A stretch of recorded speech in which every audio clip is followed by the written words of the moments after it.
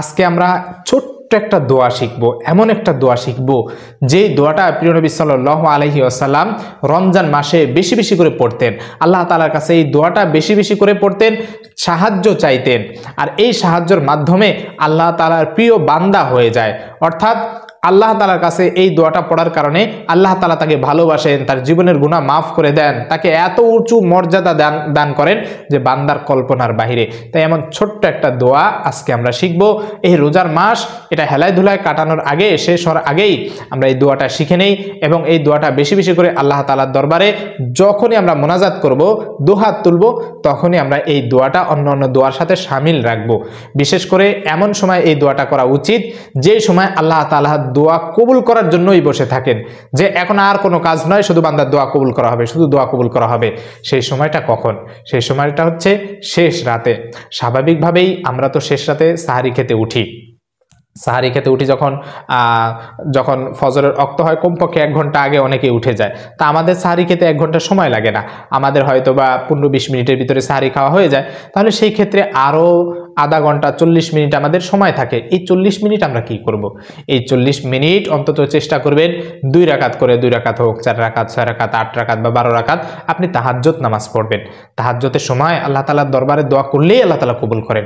কারণ রাসূল সাল্লাল্লাহু আলাইহি সাল্লাম বলেছেন এমন 5টা সময় রয়েছে যেই 5টা সময় আল্লাহ তাআলা দোয়া কবুল করেই থাকেন বান্দার। তাই আমাদের জন্য এই রমজান মাস অত্যন্ত একটা সুযোগ, যে আমরা অন্য দিন চাইলেও, রমজান মাস ছাড়া যে অন্যান্য মাস রয়েছে, এই মাসে কিন্তু আমরা চাইলেও তাহাজ্জুদ নামাজ পড়ার জন্য সুযোগ পাই না বা উঠি না। আমরা একবারে ফজরের আজান শুনে আমাদের ঘুম ভাঙে, যারা আমরা নামাজি রয়েছি। তাই আমরা এই রমজান মাসে যারা বেনামাজি তারাও চেষ্টা করি 5 ওয়াক্ত নামাজ ঠিকভাবে আদায় করার জন্য, সাহারি খেতে উঠি। তাই স্বাভাবিকভাবে আমার না চাইতেও আমার ওঠা লাগে সাহারি খেতে, তাই না? তো সেই ক্ষেত্রে এই সুযোগটা যেহেতু আল্লাহ তাআলা আমাকে করে দিয়েছেন, এই সুযোগটা আমি পেয়েছি, এই সুযোগটা কাজে লাগাতে ক্ষতি কোথায়? যদি একটা দোয়া আল্লাহ তাআলা দরবারে হুট করে কবুল হয়ে যায়, আমি 1 দিন, 2 দিন, 1 সপ্তাহ, 2 সপ্তাহ দোয়া করলাম, আল্লাহ তাআলা কোনো একটা দোয়া এই 114 দিনের ভিতরে একদিনের দোয়া আল্লাহ তাআলা কবুল করে ফেলছেন, ওটাই আমার জিন্দেগির সফলতার জন্য যথেষ্ট, আমার সমস্ত গুনাহ মাফের জন্য এটাই যথেষ্ট হয়ে যাবে। তাই আপনি যখন তাহাজ্জুদের সময় উঠবেন এই দোয়াটা করবেন। ওই যে বললাম 5 সময় আল্লাহ তাআলা দোয়া কবুল করে থাকেন। একটা হচ্ছে জুমার দিন আসর থেকে মাগরিব, এই মধ্যবর্তী সময়। 2 নাম্বার হচ্ছে 5 ওয়াক্ত যখন ফরজ নামাজ পড়া হয়, ঠিক ওই ফরজ নামাজের শেষে সালাম ফিরে যখন বান্দা দোয়া করে ওই সময়। 3 নাম্বার হচ্ছে এমন সময় যে বান্দা ইফতারকে একবারে সামনে রাখে, রোজা রয়েছে, রোজা রাখা অবস্থায় ইফতারকে সামনে রেখে তখন আল্লাহ তাআলার দরবারে দোয়া করে সেই সময়। আর 4 নাম্বার সময় হচ্ছে শেষ রাতে। 5 নাম্বার সময় হচ্ছে একেবারে সেজদায় থাকে বান্দা, যখন সেজদায় থাকে, সেজদারত অবস্থায়। তাহলে আপনি এই 2টা সময় আপনি কিন্তু একবারে পাচ্ছেন।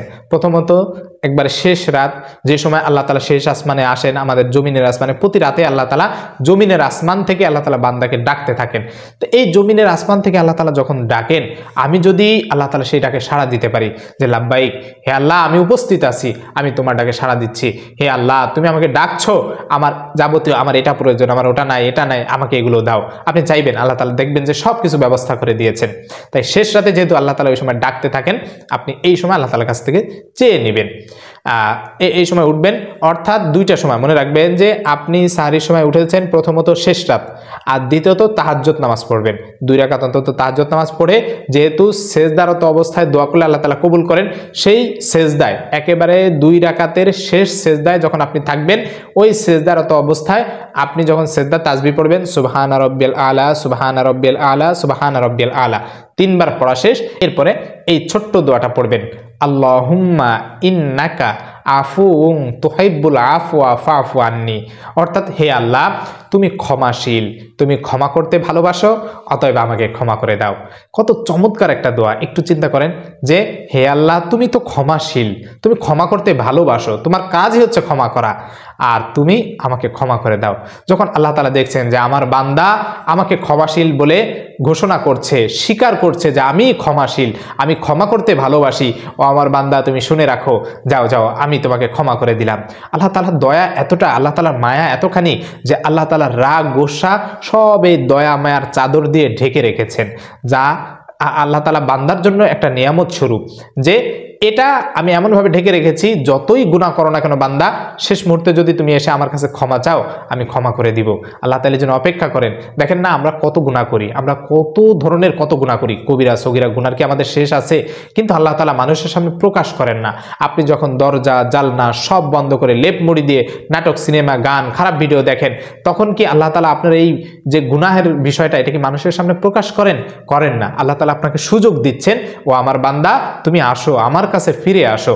ফাদখুলি ফি ইবাদি, আল্লাহ তাআলা বলে ইরজি ইলা রাব্বিকি রাদিয়াতাম মারদিয়া, আল্লাহ তাআলা বলেন যে সন্তুষ্ট চিত্তে আনন্দময় মুহূর্তে তুমি আমার কাছে ফিরে আসো। ফাদখুলি ফি ইবাদি, এরপরে আমার যে নেককার বান্দারা রয়েছে তাদের অন্তর্ভুক্ত হয়ে যাও।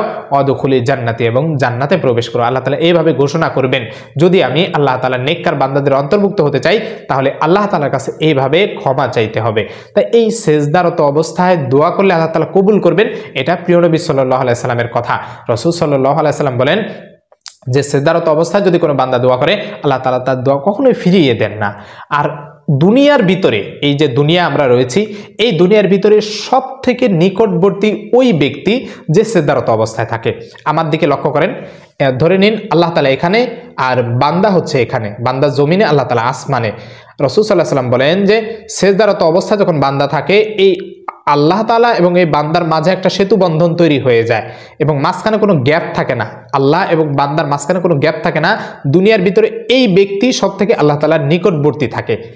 আমার কথার বোঝার চেষ্টা করেছেন হয়তোবা, যে দুনিয়ায় যে সব থেকে সেজদারত অবস্থায় থাকে, ওই ব্যক্তি সব থেকে আল্লাহ তাআলা কাছাকাছি থাকে। এটা রাসূল সাল্লাল্লাহু আলাইহি ওয়াসাল্লামের কথা। এজন্য যত বেশি সম্ভব আমরা সেজদাটাকে দীর্ঘ করব। সেজদা তাসবিহ 3 বার পড়ার পরে আপনি এভাবে পড়বেন, আল্লাহুম্মা ইন্নাকা আফুউন তুহিব্বুল আফওয়া ফাফু আন্নি, অর্থাৎ হে আল্লাহ তুমি ক্ষমাশীল, ক্ষমা করতে ভালোবাসো, অতএব তুমি আমাকে ক্ষমা করে দাও। এভাবে আল্লাহ তাআলার কাছে আপনি ক্ষমা চাইবেন, বারবার ক্ষমা চাইবেন। এই দোয়াটার সাথে আরো যত দোয়া রয়েছে আপনি এই দোয়া পড়বেন। এই দোয়া হচ্ছে আল্লাহ তাআলা নিজে শিখিয়েছেন কোরআনে, রব্বানা আতিনা ফিদ দুনিয়া হাসানা ওয়া ফিল আখিরাতি হাসানা ওয়া কিনা আযাবান নার। কোরআনের শ্রেষ্ঠ দোয়া যেটাকে বলা হয়, অর্থাৎ হে আল্লাহ দুনিয়ার যত প্রকার কল্যাণকর বিষয় আছে তুমি আমাকে দান করো। অফিল আখিরাতি হাসানা, আখিরাতের যত প্রকার কল্যাণকর বিষয় রয়েছে তুমি আমাকে দান করো। ওয়াকিনা আযাবান নার, আর আমাকে জাহান্নামের আগুন থেকে মুক্তি দান করো। আমি তোমার কাছে এই জাহান্নাম থেকে পানা চাই। যখন বান্দা নিজে এইভাবে বুঝে যে আমি আল্লাহ তাআলার কাছে ক্ষমা চাইতেছি, আল্লাহ তাআলা তো ক্ষমাশীল, নিঃসন্দেহে আমাকে ক্ষমা করে দিবেন, আর দুনিয়াতেও আমার চলাচলের জন্য অনেক কিছু প্রয়োজন, আল্লাহ তাআলার কাছে আমি চাইতেছি যে আল্লাহ তাআলা আমাকে তুমি আমার দুনিয়ার যাবতীয় চলাচলের জন্য এগুলো দান করো। এই দোয়ার মাধ্যমে, যে রব্বানা আতিনা ফিদ দুনিয়া হাসানা, এই দোয়ার মাধ্যমে আল্লাহ তোমার কাছে আমি সাহায্য চাইতেছি। আল্লাহ তাআলা তখন ওই বান্দার দুনিয়ার যাবতীয় চলাচলের জন্য সব কিছু দিবেন, তার খাবার, পোশাক আশাক, চালচলনের জন্য যা কিছু প্রয়োজন, তাকে আল্লাহ তাআলা বিপদ থেকে মুক্ত রাখবেন। তার ঋণ, যত প্রকার ঋণ রয়েছে সব দূর করে দিবেন, তার হতাশা দুশ্চিন্তা দূর করে দিবেন, অভাব অনটন সব দূর করে দিবেন। কারণ এই যে হাসানা, এই হাসানা শব্দের অর্থ কল্যাণ, অর্থাৎ দুনিয়ার যত কল্যাণকর বিষয় রয়েছে সব কল্যাণ এটার ভিতরে রয়েছে। এই কারণে আপনি এই একটা দোয়াই আপনার দুনিয়ার যাবতীয় সফলতার জন্য যথেষ্ট হয়ে যাবে, যাবতীয় চাওয়া পাওয়ার জন্য যথেষ্ট হয়ে যাবে।